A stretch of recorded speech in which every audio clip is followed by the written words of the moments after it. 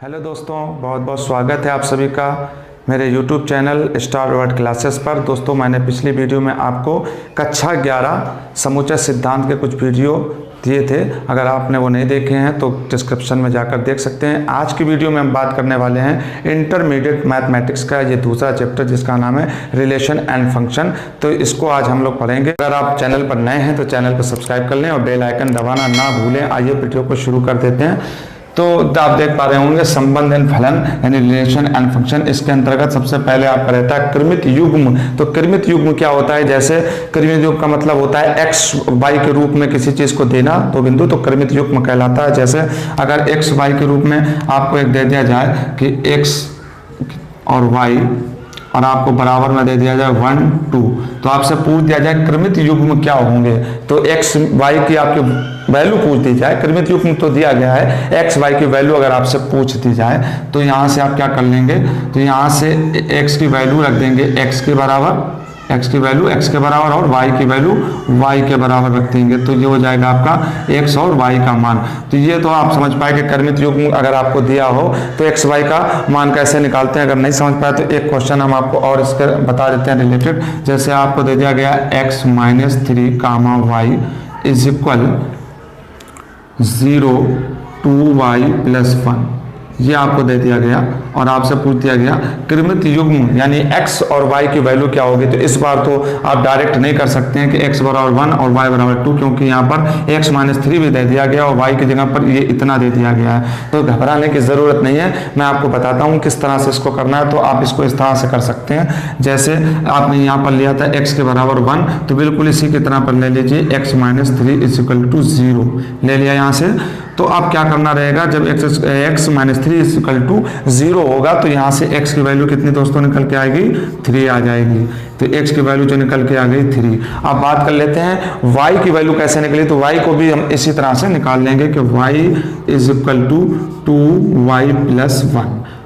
क्या हो गया, y is equal to 2y plus 1। तो यहाँ से अगर हम y की वैल्यू इधर ले जाएं और 1 को इधर ले आएं, इसका पक्षांतर कर दें, तो जब माइनस 1 को इधर लाएंगे तो इस पार आने पर माइनस हो जाएगा और y इधर ले जाएंगे तो 2y माइनस y हो जाएगा। क्योंकि आप जानते हो कि बराबर के इधर या उस साइड ले जाने पर साइन जो होते हैं वो चेंज हो जाते हैं। तो यहाँ से भी चेंज हो गया।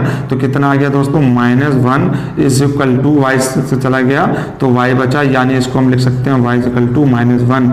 तो जो हमसे वैल्यू पूछी गई थी x और y की, तो x की वैल्यू ये निकाल ली है और y की वैल्यू ये निकाल ली है। तो आइए आप हम बात कर लेते हैं कार्तिक गुणनफल की। कार्तिक गुणनफल क्या होता है? कार्तिक गुणनफल क्या होता है? तो कार्तिक गुणनफल का मतलब होता है कि जैसे हमको दो ग्रुप ए और बी दे दिए जाएं तो उसका मल्टीप्लिकेशन यानी क्रॉस निकालना ही जो है कार्टेशियन प्रोडक्ट ऑफ सेट कहलाता है। जैसे हमने दो यहाँ पर सेट ले लिए, एक ले लिया ए के अंदर हमने जो अवयव ले लिया 1 2 और एक ले लिया बी जिसके जो है एलिमेंट या अवयव 3 4 5 ले लिए। तो हमसे पूछा गया है ए क्रॉस बी यानी प्रोडक्ट या कार्तिक गुणनफल पूछ दिया गया। तो इसको किस प्रकार करते हैं? तो इसको इस प्रकार करते हैं कि ए क्रॉस बी निकालने के लिए हम क्या करेंगे, यहाँ से सबसे पहले हम इसको लगा देंगे बड़ा कोष्टक।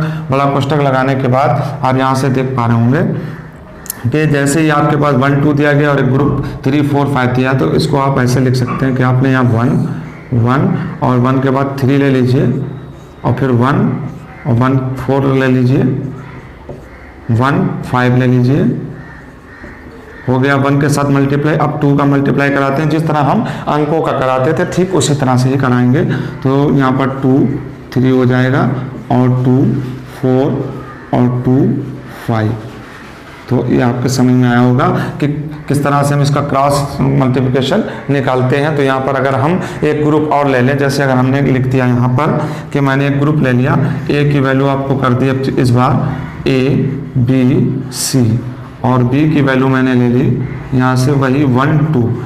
तो यहाँ से मैंने थोड़ा चेंज कर दिया, A की वैल्यू इस बार ग्रुप ले लिया A B C और यहाँ से वैल्यू क्या ले ली मैंने, यहाँ की वैल्यू वही रखी 1 2।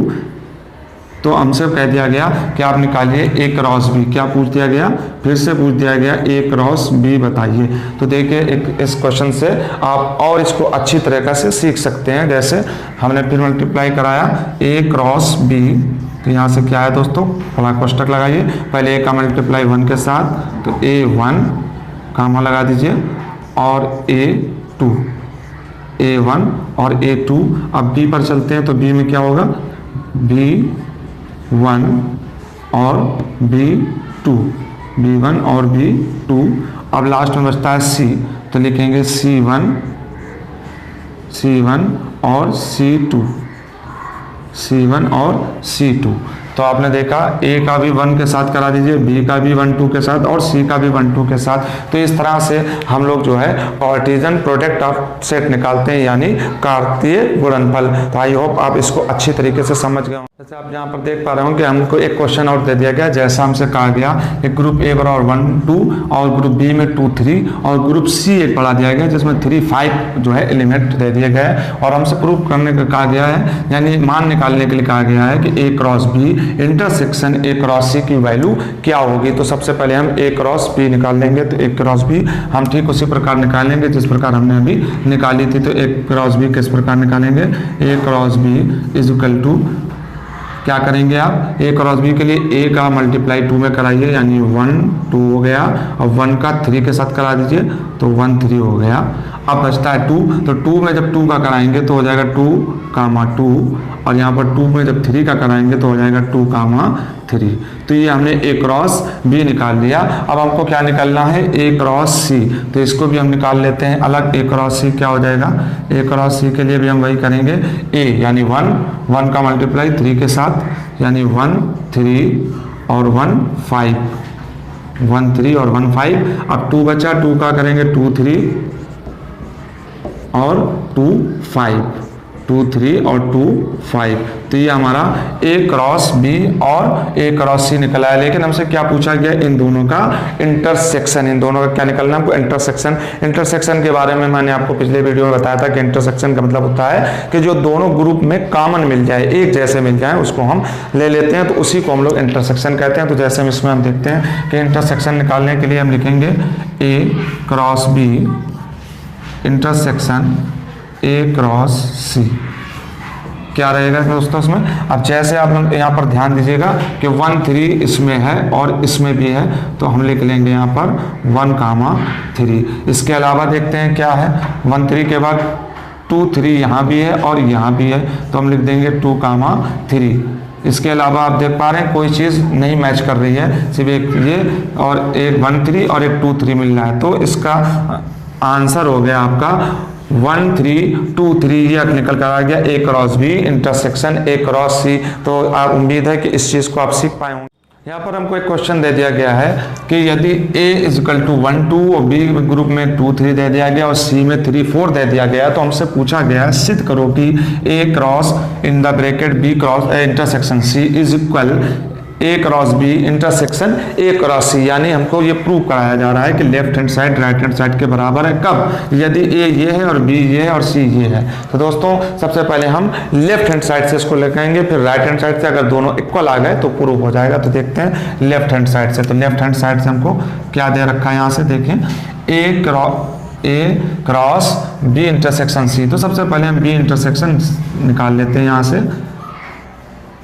B इंटरसेक्शन को रख लीजिए, B की वैल्यू यहाँ से B कितना दे रखा है हमको, B दे रखा है 2 3 और इंटरसेक्शन 3 सॉरी BC है तो 3 4। यहाँ से हमने ले लिया, एक वैसा ही रहने दीजिए। अब इन दोनों का इंटरसेक्शन देखिए। इंटरसेक्शन का मतलब हमने आपको बताया था कि जो दोनों ग्रुप में कॉमन हो।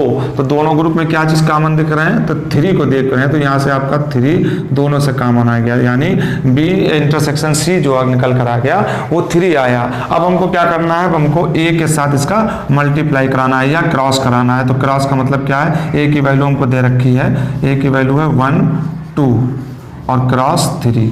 तो यहाँ से हम क्या करेंगे, पहले मल्टीप्लाई कराएंगे 1 3 1 का 3 के साथ, तो हो जाएगा 1 3।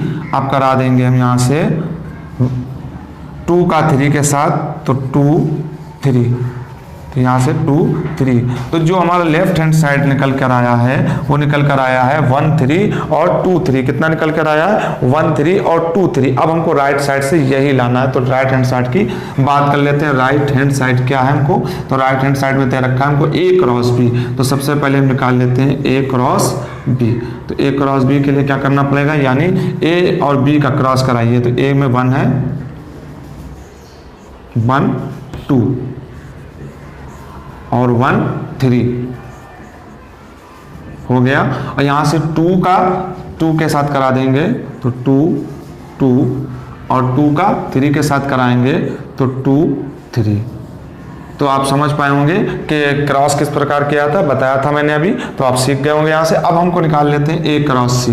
तो A क्रॉस C की वैल्यू यहाँ से निकाल लीजिए। A क्रॉस C यानी A और C के अब देखेंगे तो 1 और 3 1 4 1 3 और 1 4 हो गया। अब 2 का मल्टीप्लाई कराएंगे 3 के साथ तो 2 3 और 2 का 4 के साथ तो 2 4। तो इस तरह से हमने A क्रॉस C भी निकाल लिया। लेकिन अब हमको क्या करना है, इन दोनों का जो है इंटरसेक्शन निकालना है। इंटरसेक्शन यानी कॉमन। तो कॉमन क्या देख पा रहे होंगे आप लोग, यहां से लिख दीजिए